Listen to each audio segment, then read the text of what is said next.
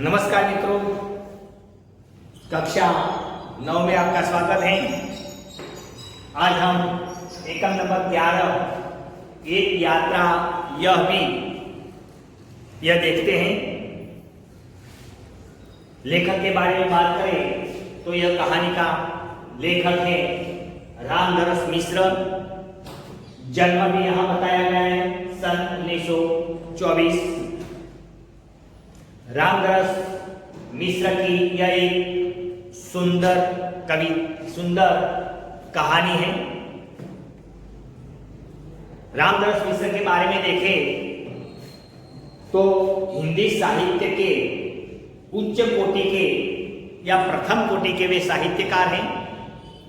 कविता, उपन्यास एवं कहानियां के अंदर लेखक ने अपनी कलम चलाई है। इसके काव्य संग्रह, कहानी संग्रह और उपन्यास के बारे में देखें तो जल टूटता हुआ और पानी के प्राचीर उनके बहुचर्चित उपन्यास हैं। बेरंग बेनाम चिट्ठियां, पक गई धूप, जुलूस कहाँ जा रहा है, आम के पत्ते उनके कविता संग्रह हैं।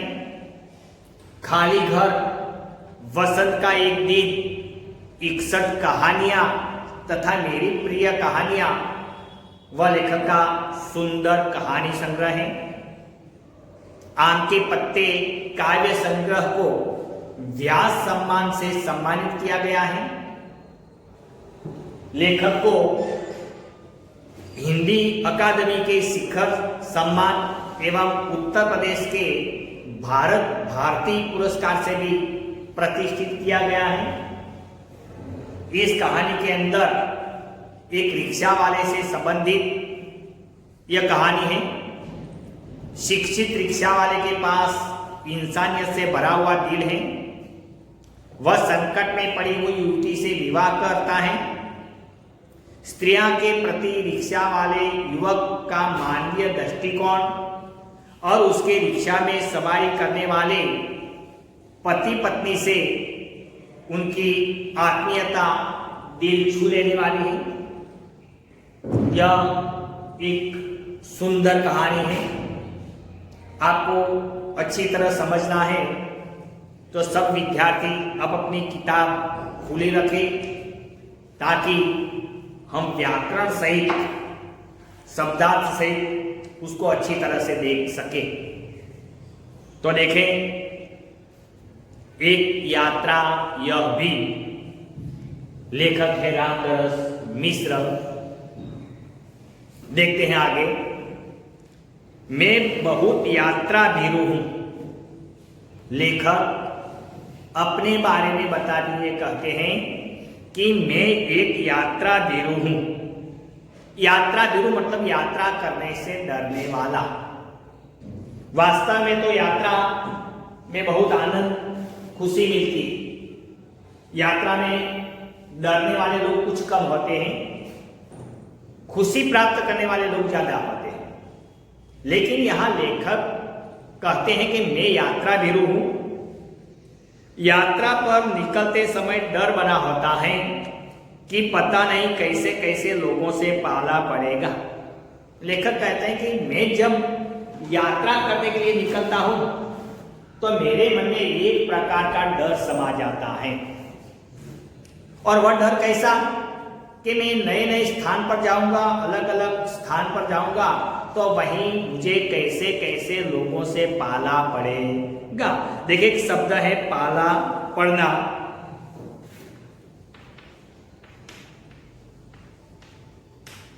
पाला पड़ना मतलब संबंध जुड़ना, संबंध जुड़ना। क्या है? संबंध जुड़ना, दूसरे लोगों से हमारा संबंध बनना कि मैं नए नए स्थान पर जाऊंगा, वहीं नए नए लोग होंगे, उसके साथ मेरा संबंध कैसे बनेगा। सबसे बड़ी असहजता तो अनुभव होती है अंट संट किराए मांगने वाले ऑटो वालों से। देखिए, अंट संट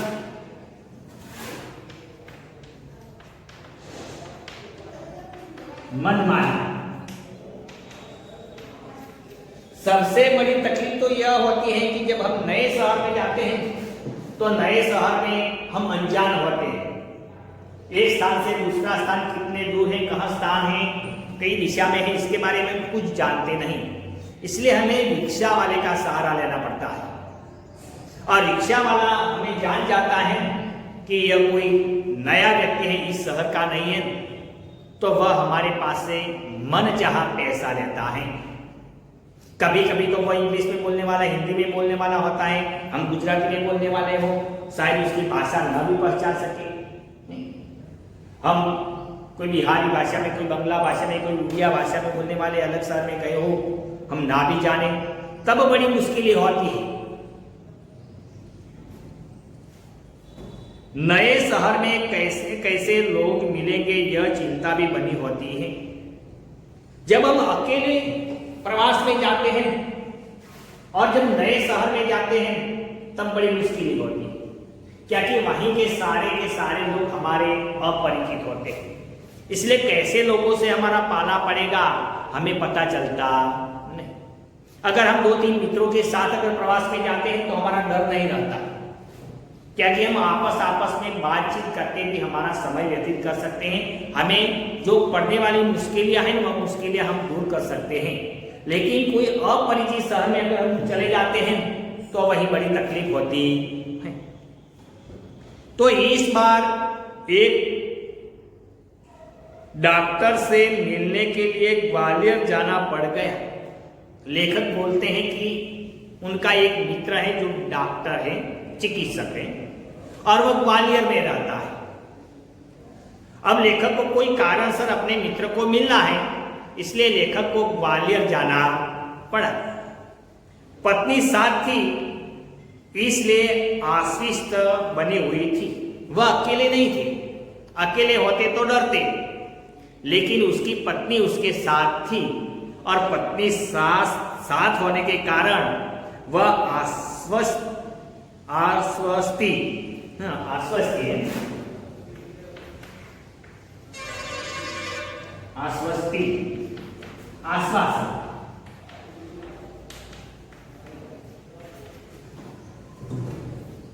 आश्वासन, आश्वासन तो थोड़े डरे हुए नहीं थे, आश्वस्त थे।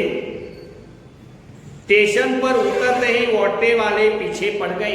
जैसे लेखक ग्वालियर उतरे तो ऑटो वाले पीछे पड़ गए, मेरे ऑटो में बैठो, दूसरा कहता है मेरे ऑटो में बैठो। जैसे कि आप देखो तो आप कई बार अंबाजी गए हो, तो जैसे ही आप अंबाजी स्टेशन पर उतरते हो तो प्रसाद बेचने वाले जो दुकानदार के कुछ लोग वहीं खड़े होते हैं। वे तुम्हें खींच कर अपनी दुकान में ले जाते हैं, उनकी दुकान में ले जाते हैं, अपना कार्ड देते हैं, साहब प्रसाद यहाँ से लेना, भोजन करना है तो यही हमारे होटल का नाम है, शाम को अगर ठहरना है तो ये हमारा गेस्ट हाउस का कार्ड है, हमारे यहाँ चले आना, सब प्रकार की सुविधा मिल जाएगी। 10-15 लोग हमारे पीछे पड़ जाते हैं। तो इसी प्रकार जब लेखक ग्वालियर में उतरे तो उतरते ही ऑटो वाले उसके पीछे पड़ गए। हम चुपचाप आगे बढ़ते रहे। ग्वालियर में अपरिचित तो थे, लेकिन कौन से ऑटो वाले के गाड़ी में बैठे वह अभी तय नहीं किया था, इसलिए वे आगे बढ़ते जा रहे थे। एक नवयुवक ऑटो वाला साथ लग गया। नवयुवक मतलब लड़का जैसा होगा, वह उसके पीछे पड़ गया, मतलब लेखक के पीछे पीछे चलने लगा। बाबूजी हमारी ऑटो में बैठ जाए। हम कुछ बोले बिना आगे बढ़ते रहे कि उसकी आवाज आई। लेखक अपनी पत्नी के साथ कुछ बोले बिना आगे बढ़ते रहते हैं, इतने में पीछे से आवाज आई। देखिए आवाज शब्द है वह स्त्रीलिंग, लिंग पहचानिए तो आवाज शब्द है वह लिंग पहचानिए में स्त्रीलिंग शब्द माना जाता है, ध्यान रखें। बाबूजी आप आखिर कहीं जाएंगे ही और कोई ऑटो करेंगे ही, तो फिर मेरी ऑटो में फिर मेरा ऑटो क्यों नहीं? बाबूजी लिंग परिवर्तन कीजिए, बबुआई, बाबूजी का लिंग परिवर्तन होता है बबुआई। आवाज आई पीछे से कि बाबूजी आप कहीं जा रहे तो हैं, आप कोई ना कोई ऑटो करोगे भी, तो मेरी रिक्शा में क्यों नहीं बैठते? आप कहीं जाओगे और किसी न किसी की रिक्शा तो करोगे ही, तो आप मेरी ऑटो में क्यों नहीं बैठते? उसकी जिद और आवाज में कुछ ऐसा आकर्षण महसूस हुआ कि मैंने स्वीकृति दे दी। उसकी आवाज में मिठास थी, हृदय स्पर्श जाए वैसे उसके भाव थे, और उसकी आवाज में कुछ हमदर्दी देखी। तो लेखक अपनी पत्नी के समीप वापस आए और उसकी रिक्शा में बैठने के लिए स्वीकृति दे दी। मतलब उसने वह रिक्शा किराए पर कर ली। वह प्रेम भरी बातें करता रहा और हमें डॉक्टर के यहां पहुंचा दिया। रिक्शा वाला भी भावुक था। वह हमारे साथ तरह तरह की बातें करने लगा, और बातों बातों में न जाने यह डॉक्टर का क्लिनिक कब आ गया पता चला नहीं, और हम उसने डॉक्टर के यहाँ में पहुंचा दिया। उसके द्वारा बताए वांछित पैसे देकर डॉक्टर के घर की कॉल बेल बजाई। ज्ञात हुआ कि डॉक्टर ने क्लिनिक की जगह बदल दी। रिक्शा वाले ने, ऑटो वाले ने जितना पैसा कहा उतना पैसा हमने उसको दे दिया, और फिर हम ऑटो से निकलकर डॉक्टर के क्लिनिक पर गए। लेकिन देखा तो दरवाजा बंद था। हमने डोर बेल बजाई, लेकिन अंदर से कोई आवाज आई नहीं, मतलब दरवाजा बंद था। ज्ञात हुआ कि डॉक्टर ने क्लिनिक की जगह बदल दी है। पूछताछ करने पर या बाहर लगा हुआ नोटिस बोर्ड को देखकर पता चला कि डॉक्टर ने क्लिनिक की जगह बदल दी, या दूसरे जगह पर उसने क्लिनिक खोला है। ऑटो वाला बिना हमारे कहे हमारा इंतजार करता रहा था। इंतजार, प्रतीक्षा करना, राह देखना। ऑटो वाले से हमने कुछ कहा नहीं था, फिर भी ऑटो वाला वहीं का वहीं खड़ा, मानो हमारा इंतजार कर रहा। हमें नई जगह पर पहुंचा दिया।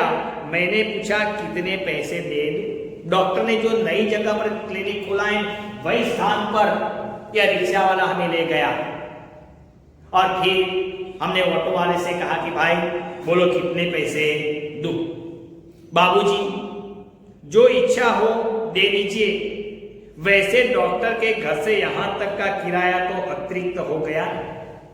अतिरिक्त गुजराती में શું કહે છે? વધારે, कि हमने डॉक्टर के क्लिनिक पर तो आपको लाया, आपने इसका पैसा हमें दे दिया, लेकिन यहां से हमने आपको दूसरे स्थान पर ले आया तो इसका किराया अतिरिक्त हुआ।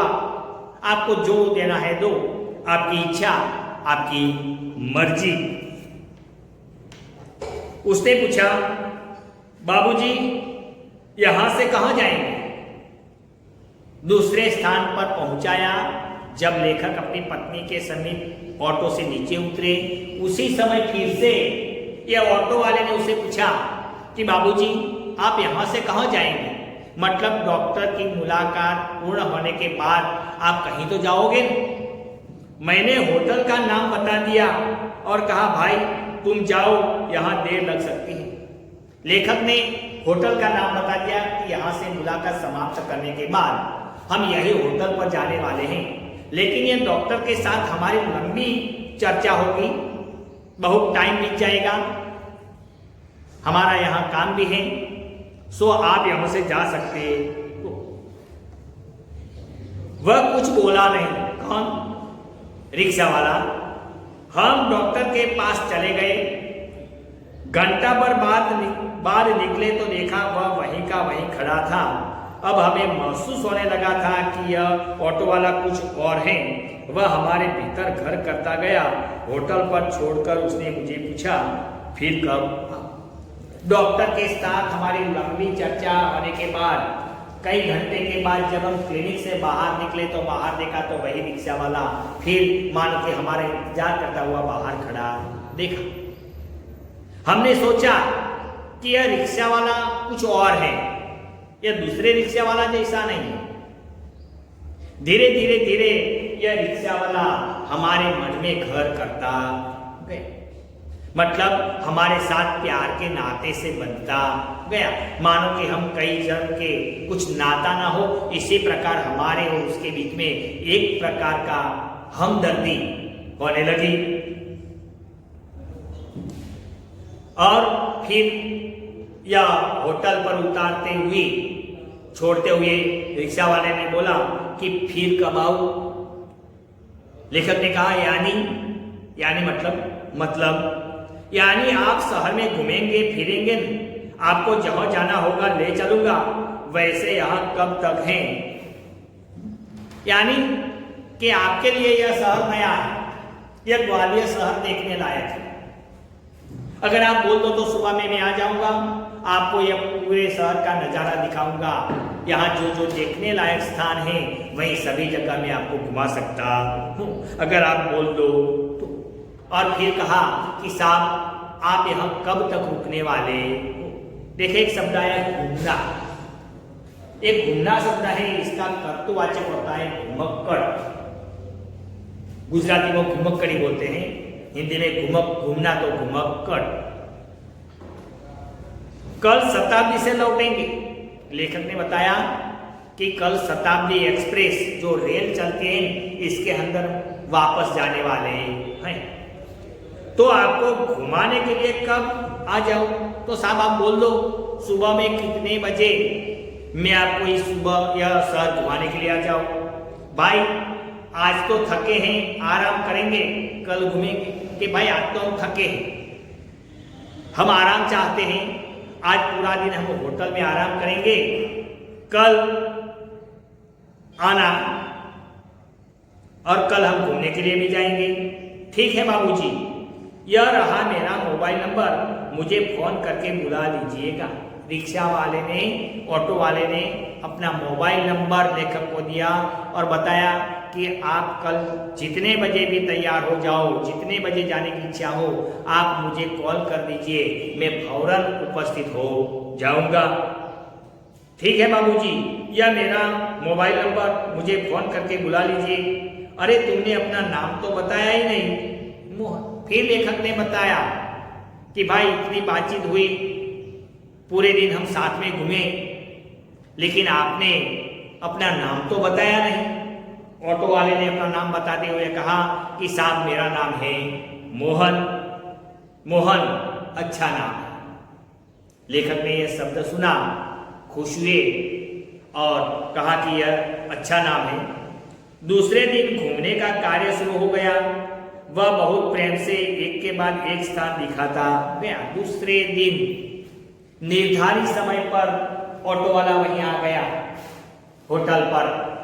लेखक उसकी पत्नी समीप ऑटो में बैठकर शहर का नजारा देखने के लिए, घूमने के लिए निकल पड़े। रास्ते में ऑटो वाला या ग्वालियर का साइड सीन दिखाता हुआ या अलग अलग स्थान घुमाता हुआ उसका वर्णन करते हुआ वह आगे बढ़ता गया। बाबूजी और पत्नी को अम्मा नाम से संबोधित करता रहा। यह रिक्शा वाला मोहन है, वह लेखक को बाबूजी कहता है और लेखक की पत्नी को अम्मा, अम्मा का अर्थ होता है माँ, माँ कह के संबोधित करता है। घुमाकर होटल पर लौटे तो चाय पीने के लिए उसे भी कमरे में बुला लिया। घूमने के बाद जब वह वापस शाम को होटल पर आए तो रिक्शा वाला बाहर खड़ा था, लेकिन